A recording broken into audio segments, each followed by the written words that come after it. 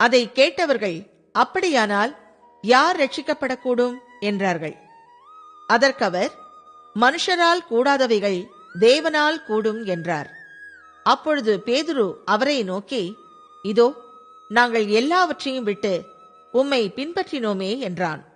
அதற்கு அவர், தேவனுடைய ராஜ்யத்தின் நிமித்தம் வீட்டையாவது, பெற்றாரையாவது, சகோதரரையாவது, மனைவியையாவது, பிள்ளைகளையாவது விட்டுவிட்ட எவனும் இம்மையிலே அதிகமானவைகளையும் மறுமையிலே நித்திய ஜீவனையும் அடையாமற் போவதில்லை என்று மெய்யாகவே உங்களுக்கு சொல்லுகிறேன் என்றார்.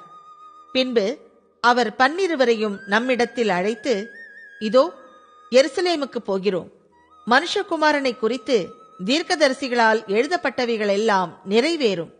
எப்படியெனில் அவர் புறஜாதியாரிடத்தில் ஒப்புக் கொடுக்கப்பட்டு பரியாசமும் நிந்தையும் அடைந்து துப்பப்படுவார்.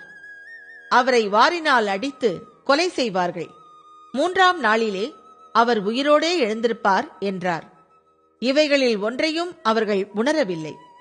அவைகளின் பொருள் அவர்களுக்கு மறைவாய் இருந்தது. அவர் சொன்னவைகளை அவர்கள் அறிந்து கொள்ளவில்லை. பின்பு அவர் எரிகோவுக்கு சமீபமாய் வரும்போது ஒரு குருடன் வழி அருகே உட்கார்ந்து பிச்சை கேட்டுக் கொண்டிருந்தான். ஜனங்கள் நடக்கிற சத்தத்தை அவன் கேட்டு, இது என்ன என்று விசாரித்தான்.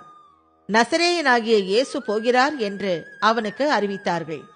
அப்பொழுது அவன், இயேசுவே, தாவீதின் குமாரனே, எனக்கு இரங்கும் என்று கூப்பிட்டான். முன் நடப்பவர்கள் அவன் பேசாமல் இருக்கும்படி அவனை அதட்டினார்கள்.